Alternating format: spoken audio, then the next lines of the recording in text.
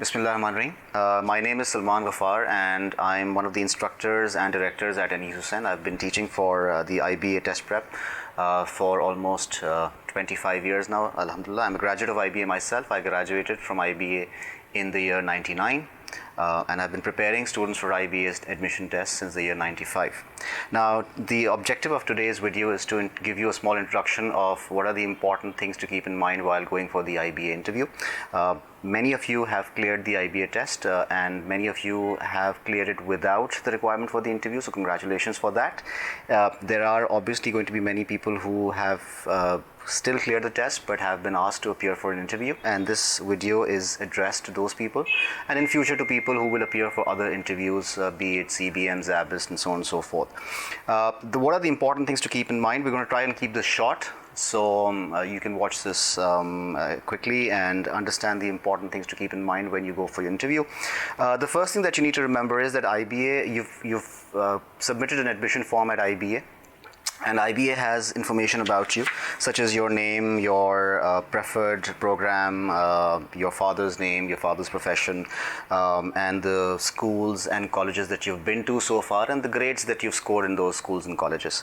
So that is the information that IBA already has about you, and it's going to start off the interview based on that information. They may also ask you to introduce yourself at the very outset, so you need to remember what you've written in your admission form. So if you don't remember that, just go over the email that you've received from IBA regarding the information that you've submitted and keep that information handy.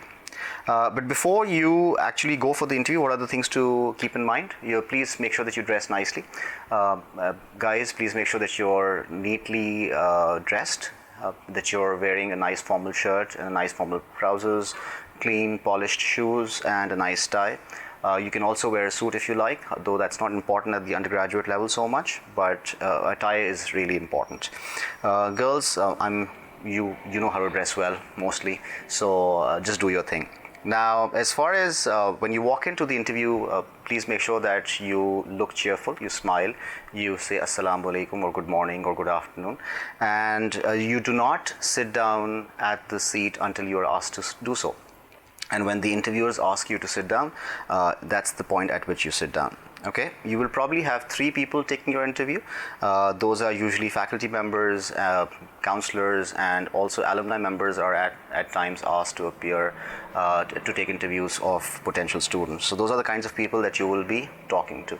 So please keep in mind that these are people who are very good at their profession, be it teaching or whatever it is that they do, and you need to give them the proper amount of respect. There should be, at no point should it seem to them that you are being egotistical or that you are being inflexible or that you are trying to pretend to know more than you do. You have to keep yourself humble and not at all arrogant. Okay? You need to sit straight, make sure that you sit upright, and you need to maintain eye contact with the person that you're talking to. Remember, eye contact is the most important thing with interviews, because based on the movement of your eyes, a lot of things can be determined, whether you're lying, whether you are unsure of your answer, and so on and so forth. So make sure that you maintain eye contact. It's an important thing to do. It's something that you must practice as well. Okay, and overall, do not get aggressive at any point. There will be points at which the interviewers will try to instigate you, maybe ask you questions that you're not so comfortable answering.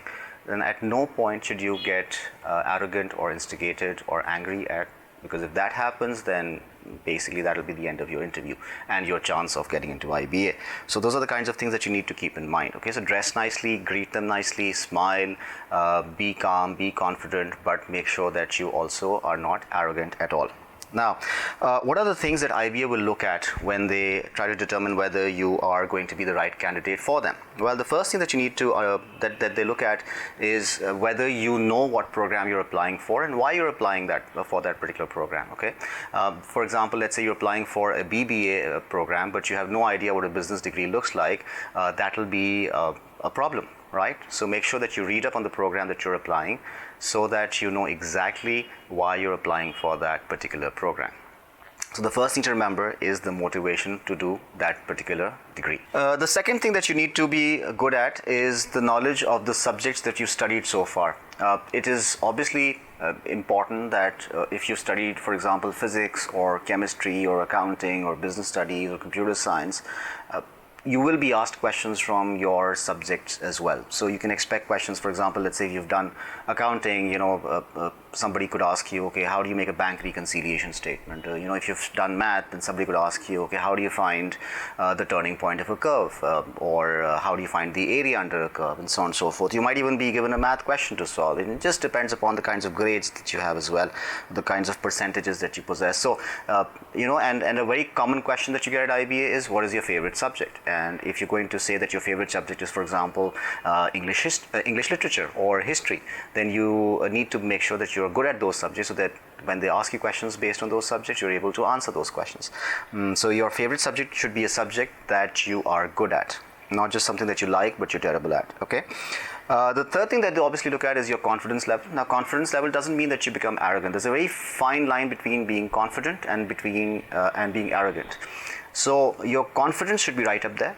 The way you smile, the way you talk, the way you respond to questions. Even if you don't know the answer to a question and you confidently say that I'm sorry, but I do not recall, that's a mark of confidence. You don't have to answer each and every question. You may not remember something. You may not be sure about it. You can also say that I am not certain of the answer, but as far as my memory goes, this is what it was. And as long as you can answer things confidently, they'll be okay with that. So, but make sure that you don't go beyond confidence, which is being arrogant or being defiant. Don't do that. Your communication skills, your ability to speak well. So if they're asking you a question in English, you should be able to answer well in English. If they're asking you a question in Urdu, you should be able to answer the question in Urdu.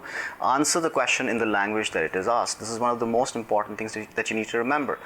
If your English is weak or if your Urdu is weak, then I would strongly suggest that you practice it for the next 2-3 days and try to build your confidence in that particular language. But you must speak positively and speak well in that particular language. It's very important that you do that. Then they will also ask you questions based on your extracurricular activities. Have you done any social service, for example, or have you taken part in any sports? Is that something that you're really good at? Now, for example, you might be a great soccer player, or you might be brilliant at cricket. Whatever it is that you're good at and that you've done consistently, you should talk about it. What if you don't have a lot of extracurriculars? Well, you don't need to lie about it.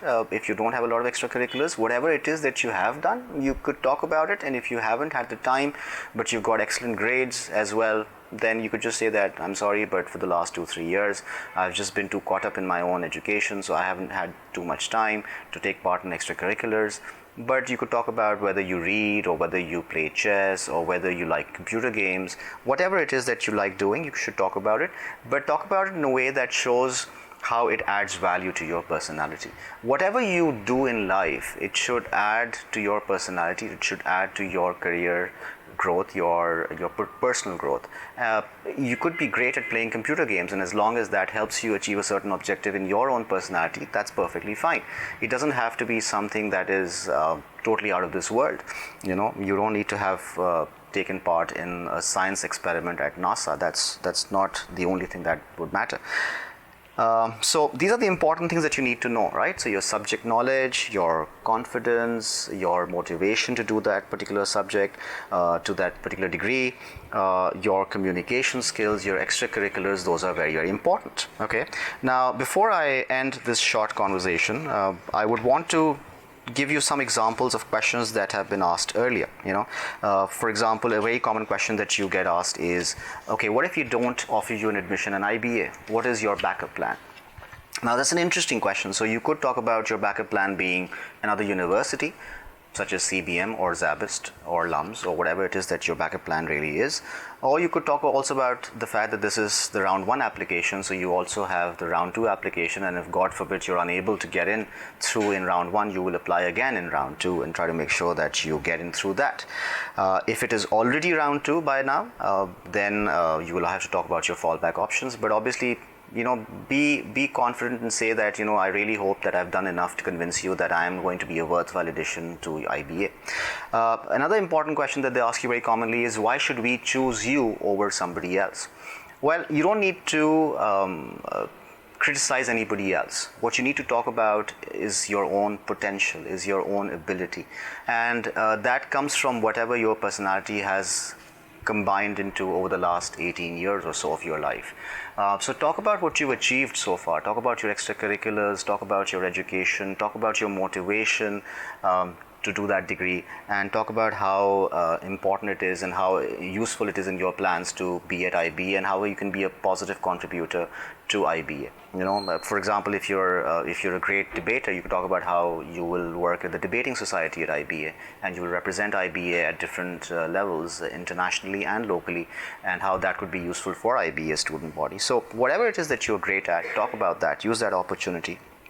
Okay, and furthermore, they might ask you questions about whether you're updated onto current affairs. Now, I would strongly urge you that you watch the news over the last 3-4 days that have happened. The important things, for example, recently the Crown Prince of Saudi Arabia visited Pakistan, this being February 2019. So you could talk about that visit and the importance of that visit to Pakistan's economy, and what kind of agreements have been signed. So just read through the newspapers for the last 2-3 days, watch the current affair programs, the important ones, the useful ones, and you'll get a very good idea of what has been happening over the last week or so in Pakistan's economy, in Pakistan's political sphere, in Pakistan's economic sphere, and then talk about those events as well. So it's important that because IBA wants to have a student body that is aware of its own surroundings, and not just somebody who's focused on their basic academic knowledge in terms of studying from books,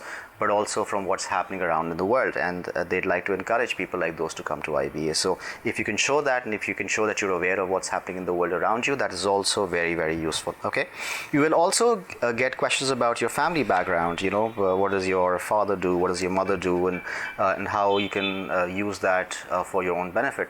That is something that is also worthwhile talking about, and talk about how positive influences have shaped your career so far and shaped your personality so far, especially if there are any good qualities that have come through from your parents. Talk about those as well, because those are going to be very, very important. That'll show the interview that you respect your family and you respect your parents as well, and that's something that is very important at IBA. Okay, so talking about the positive influences in your life is useful.